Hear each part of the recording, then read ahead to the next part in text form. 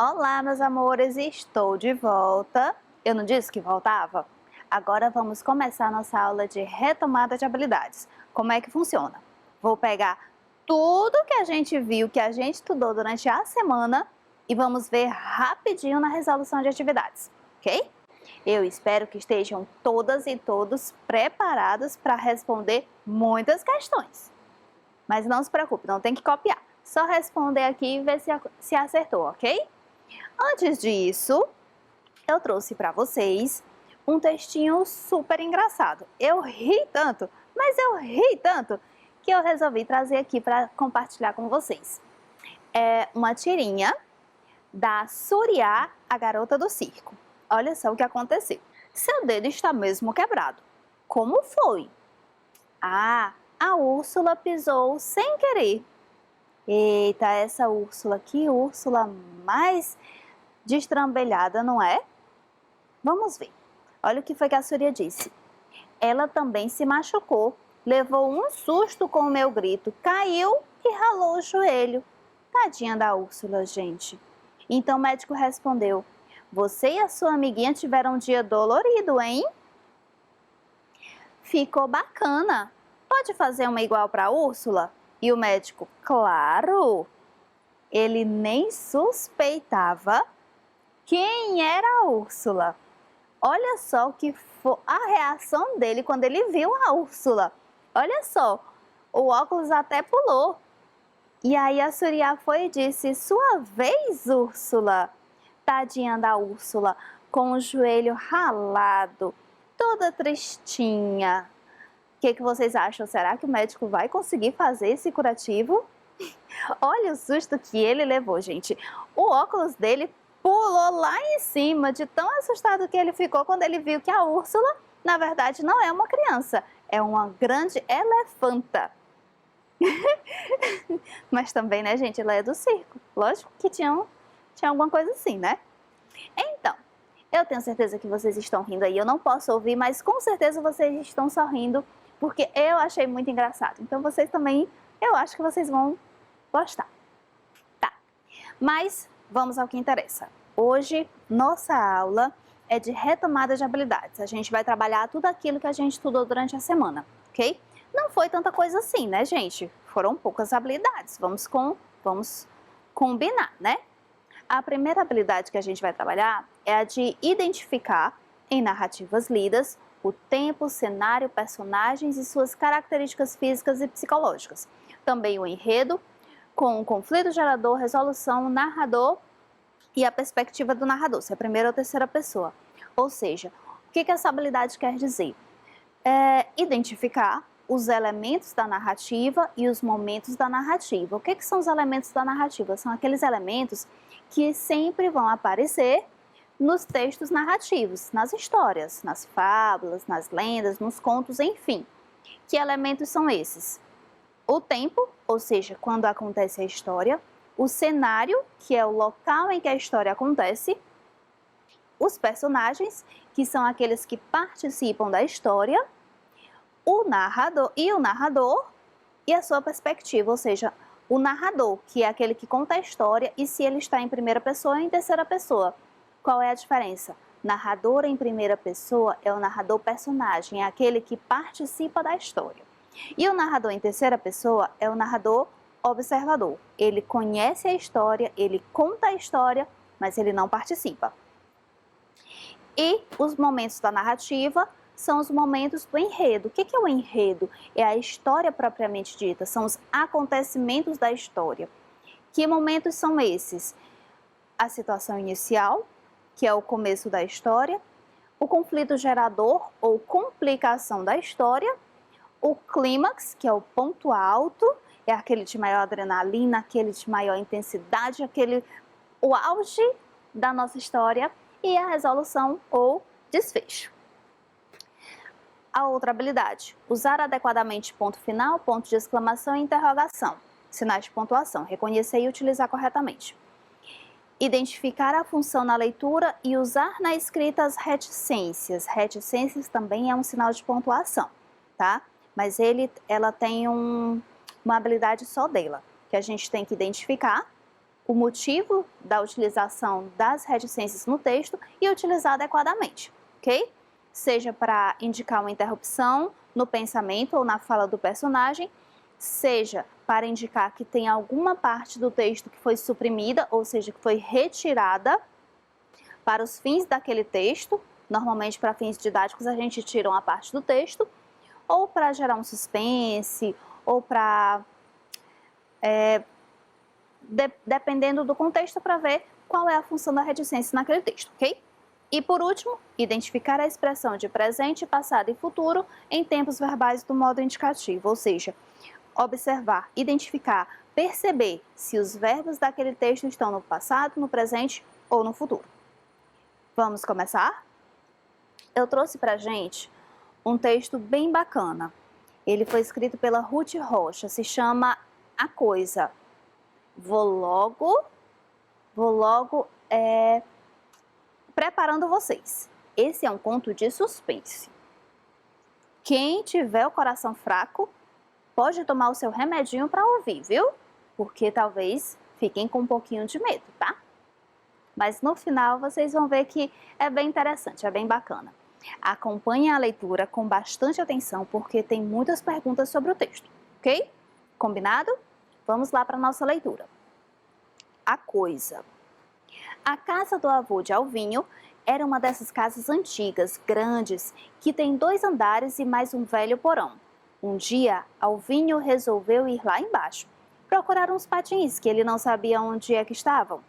Pegou uma lanterna e foi descendo as escadas com cuidado.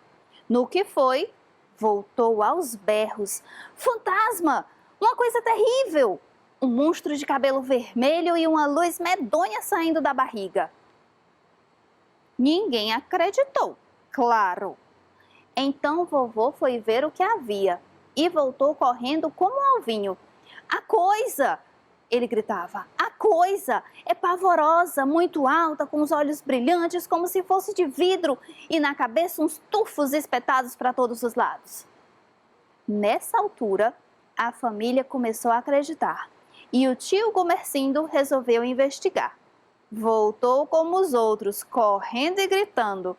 A coisa é uma coisa com uma cabeça muito grande, um fogo na boca, é muito horrorosa.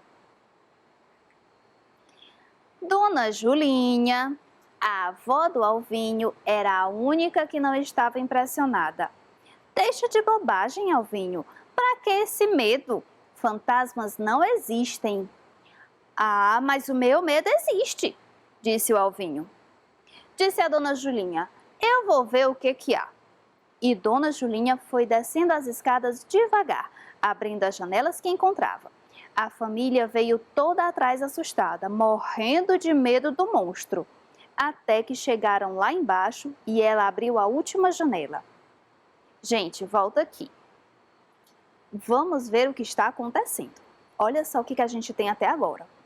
Eu já estou assustada. O que será essa coisa? Tem uma luz na barriga? Tem tufos espetados por todos os lados na cabeça? Tem uma cabeça grande com fogo na boca? Que coisa será essa? Ela é horrível, ela é pavorosa. Todo mundo está assustado, todo mundo está com medo. E você, o que você acha que é? Será que é um monstro? Será que é um alienígena? Os contos de suspense geram isso, gente. Eles vão alimentando a nossa imaginação e a gente vai vendo o que será. O que será essa coisa? Será que essa coisa é parecida com aquela imagem ali? Será que é um grande fantasma preto que assume a imaginação da pessoa e fica parecendo que a pessoa tem medo? Será? Será que é um grande bicho pré-histórico que vai assumindo as formas de acordo com a pessoa que aparece? Será? A Dona Julinha não tem medo de nada. Ela foi lá, ela é corajosa, ela foi ver o que tem lá embaixo e ela foi muito esperta. Olha o que ela está fazendo. Foi descendo as escadas devagar e abrindo as janelas. Porque até agora todo mundo foi no escuro. E no escuro o medo aumenta, não é verdade? O que será que é? Vocês já começaram a imaginar? Será que é um monstro? Será que é um bicho pré-histórico? Será que é um fantasma? Será que é um alienígena? O que vocês acham? Vamos ver? Vamos ver, será? Será que você acertou? Será que é um grande monstro? Vamos para a última parte da nossa história. Escutem com atenção, hein? Eu já estou morrendo de medo. O que será que é? Vamos ver. Então, todos começaram a rir envergonhados. A coisa era um espelho. Um espelho, gente! Dona Julinha tinha levado o espelho para baixo e tinha coberto com um lençol, que obviamente tinha caído, né? Dona Julinha não tinha medo de fantasma, mas tinha medo de raios. E ela sabe que um espelho descoberto atrai raios, então ela tratou logo de cobrir. Só que o lençol caiu. Cada um que descia as escadas no escuro viu uma coisa diferente no espelho e todos eles pensavam que tinham visto a coisa. A coisa eram eles mesmos, vistos no espelho. Olha só que coisa mais ridícula, gente. Todo mundo com medo de um espelho. Mas também, né, gente, um espelho no escuro, a gente não sabe, né? A gente vê qualquer coisa lá. É o medo que faz a gente ver as coisas. E todos acabaram rindo envergonhados, né? Afinal de contas, não tinha motivo. A coisa era só um espelho, não tinha motivo para tanto medo, né? Conhecendo a história, agora vamos para as nossas questões. Primeira questãozinha.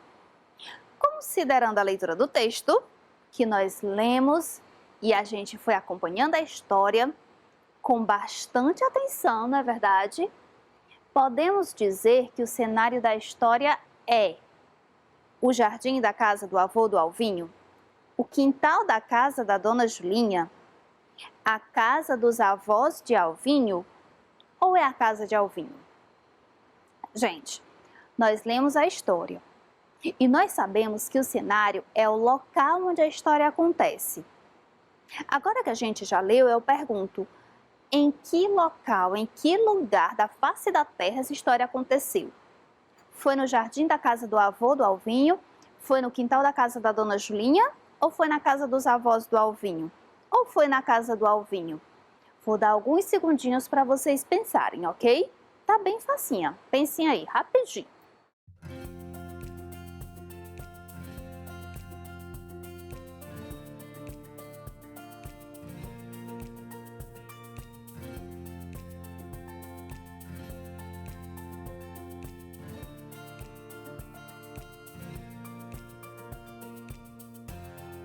Pensaram? Essa tá muito fácil, né? O local onde a história acontece é a casa dos avós de Alvinho. Provavelmente acontece na sala e também no porão, né? O porão é o local principal, porque é onde estava a coisa. Segunda questão. Indique o momento da narrativa iniciado por cada trecho abaixo. Pessoal, quando estávamos vendo as habilidades que íamos trabalhar hoje, eu expliquei que os momentos da narrativa são os momentos do enredo, ou seja, são as partes da história, ok? Lembrem-se, tem a situação inicial, tem o conflito gerador, tem o clímax e tem a resolução. Eu quero que vocês leiam os 4 trechos aqui colocados e identifiquem qual trecho se refere à situação inicial, qual trecho se refere ao clímax, qual trecho se refere ao conflito gerador e qual trecho se refere à resolução, ok? Eu vou ler para que vocês consigam entender bem cada trecho, mas depois eu vou dar um tempinho para vocês analisarem. Primeiro trecho. A casa do avô de Alvinho era uma daquelas casas antigas. Aqui. No que foi, voltou aos berros. Fantasma! E Dona Julinha foi, descendo as escadas devagar. Então, todos começaram a rir muito envergonhados. 4 trechos, 4 momentos da narrativa. Lembrem-se, situação inicial, conflito gerador ou complicação, clímax e resolução ou desfecho. Vou dar uns segundinhos para vocês pensarem qual parte representa cada um dos momentos da narrativa, ok? Um tempinho para pensarem.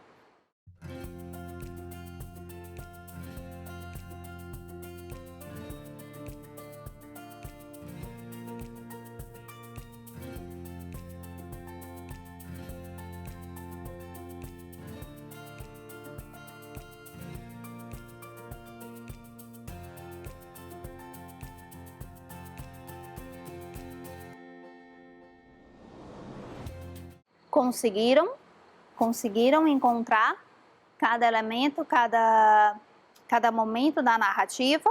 Tá bem fácil, pessoal. Olhem só.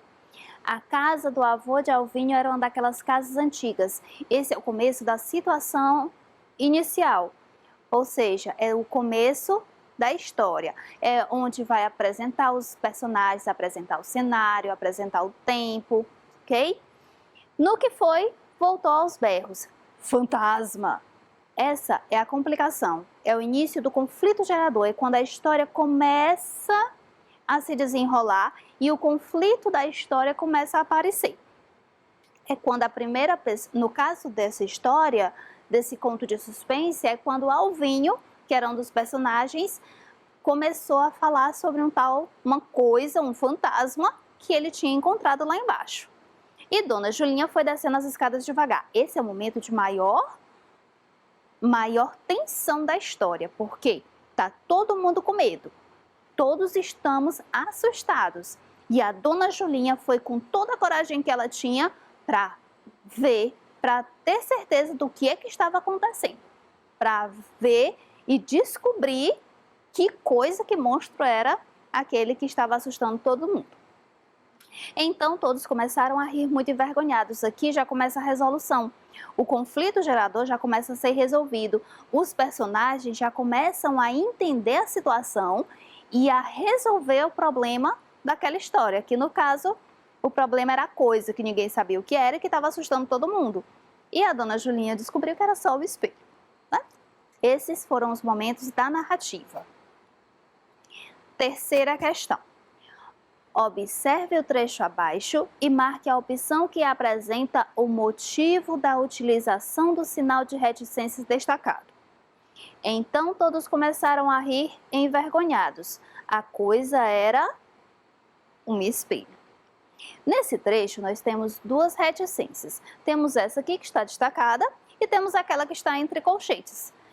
Vocês têm que descobrir o motivo da utilização dessas reticências aqui que estão destacadas, tá bom? Elas estão sendo utilizadas para quê? Para indicar que foi retirada uma parte do texto? Para gerar um pouco de suspense na leitura? Ou para representar uma pausa na fala do personagem? Ou na verdade não tem motivo algum para utilizar reticências aí? Colocou só por colocar mesmo?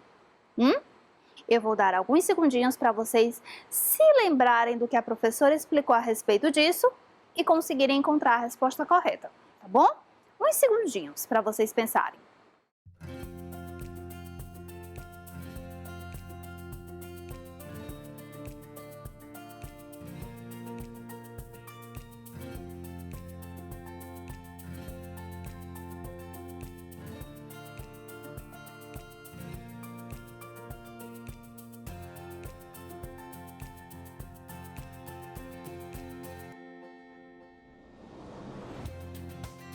Conseguiram pensar? Lembraram das explicações da professora? Lembraram? Então já perceberam, né? Essas reticências que estão destacadas foram utilizadas para gerar um pouco de suspense na leitura. Mas professora, não entendi o motivo. Vou explicar. Por que ela não está indicando que foi retirada uma parte do texto?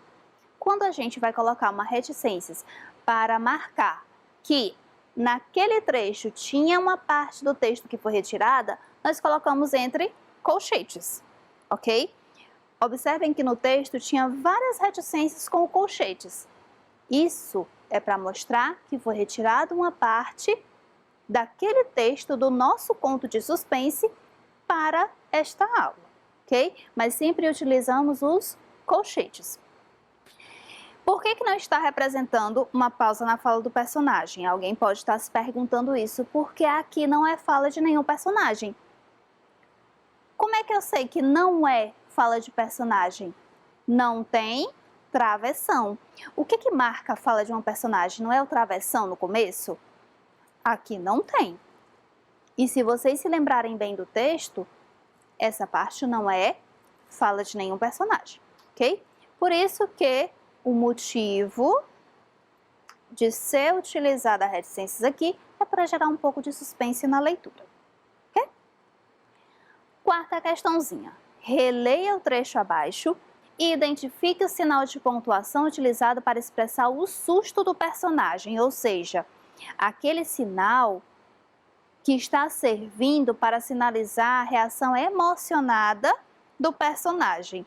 Qual é o sinal de pontuação que a gente utiliza para sinalizar uma emoção, uma reação emocionada? Qual será?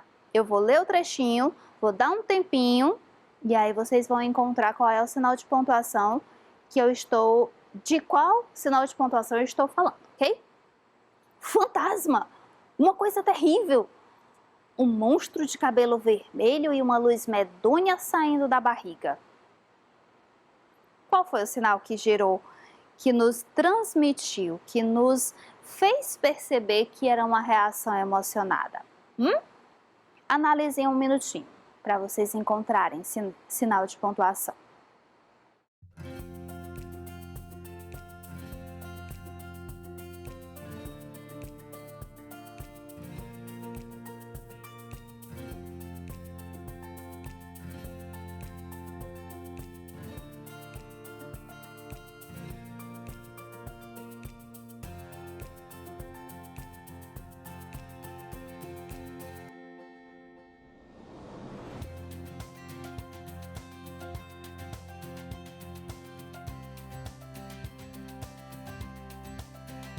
Encontraram?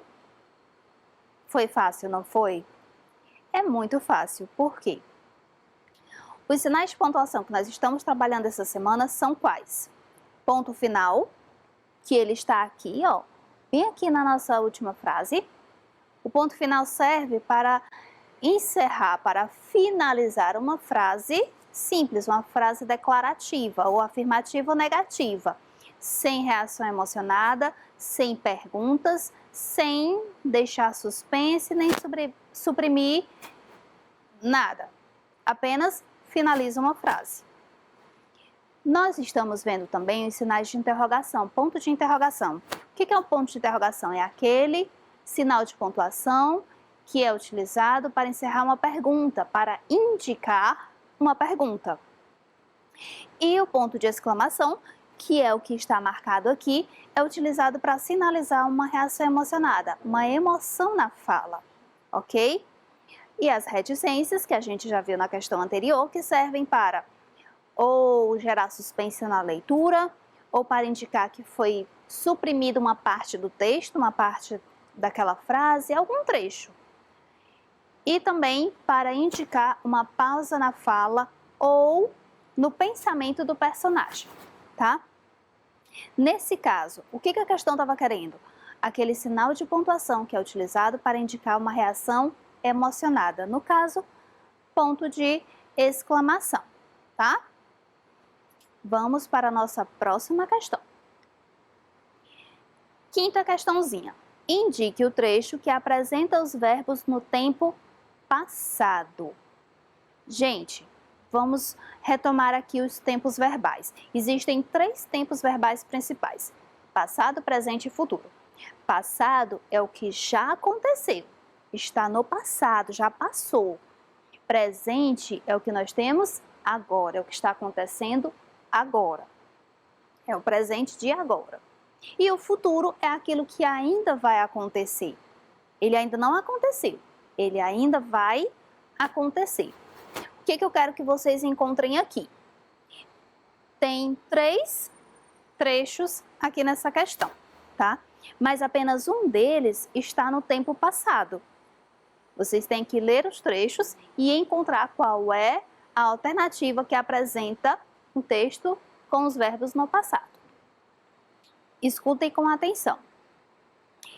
É pavorosa, muito alta, com os olhos brilhantes, com uma cabeça muito grande, um fogo na boca, é muito horrorosa. Dona Julinha tinha levado o espelho para baixo e tinha coberto com um lençol. 3 trechos, cada um deles com os seus respectivos verbos, mas qual deles está no passado? Leia um minutinho, pensem um pouquinho e eu volto já já para a gente ver se vocês acertaram ou não, ok? Um minutinho para pensar.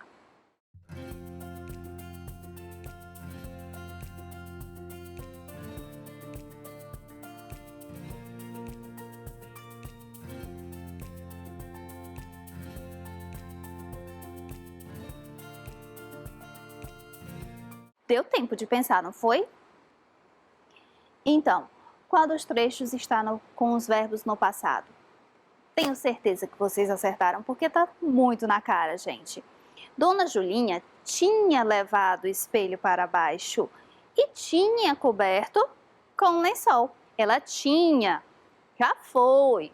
Ela não está fazendo isso agora. Quando o personagem disse é pavorosa, ela está falando naquele momento, o personagem está falando que naquele momento aquela coisa é pavorosa, então está no presente. E quando outro personagem disse é muito horrorosa, está no presente, é o verbo ser no presente. Então, é muito horrorosa naquele momento, no agora. Nossa última questãozinha de hoje. Complete as frases abaixo com os verbos nos tempos indicados. Gente, lembrando, 3 tempos verbais. Passado, já passou, aconteceu. Presente, acontece agora. Futuro, ainda vai acontecer. Uma questão muito simples. O que tem que fazer aqui? Sempre que a sua professora apresentar essa questão, você já tem que se lembrar. Ela, aí tem um espaço, as escadas devagar. Aí tem um verbo descer e o tempo presente. O que tem que fazer aqui? Nós temos um verbo e tem um tempo verbal que está sendo indicado. Você tem que conjugar esse verbo para concordar com a pessoa do verbo que está sendo indicada no tempo indicado, no tempo sugerido. Ou seja, você vai pegar o verbo descer e vai flexioná-lo no tempo presente para concordar com o pronome ela. Ou seja, você vai colocar essa frase no presente. Aqui a segunda frase é passado. Você vai pegar o verbo abrir, vai flexionar, vai conjugar para concordar com o pronome ela no tempo passado. E por último, você vai pegar o verbo mostrar, vai conjugar para concordar com o pronome ela no tempo futuro, aquele que ainda vai acontecer, ok? Um minutinho para vocês resolverem o desafio dessa questão, tá bom? Já já eu volto para a gente ver a resposta.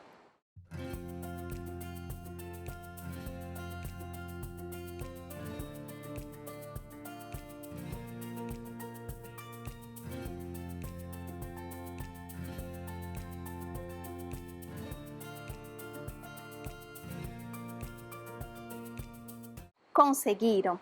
Eu tenho certeza que vocês conseguiram, porque ao longo da semana, sem dúvida, a sua professora deve ter feito alguma questão parecida com essa. E o próprio livro que a gente utiliza aqui na rede tem questões desse tipo, tá bom? Então, como é que a gente resolve o desafio dessa questão? Como eu disse, pega o verbo que está indicado no tempo verbal indicado e flexiona, conjuga para concordar com a pessoa do verbo indicado aqui na frase. No caso, verbo descer no tempo presente, concordando com ela, fica da seguinte forma: ela desce as escadas devagar. Verbo abrir, tempo passado, pronome ela. Ela abriu está no passado, as janelas uma de cada vez. Verbo mostrar, tempo futuro, pronome ela. Ela mostrará, ou seja, ainda vai mostrar o que realmente é a coisa, tá?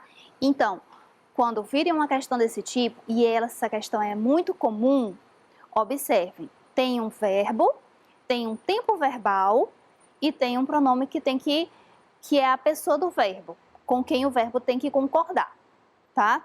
Então, leiam a questão atentamente, observem o verbo, observem o tempo que está sendo indicado e é só conjugar o verbo para concordar com aquela pessoa do verbo, aquele pronome, no tempo indicado, ok?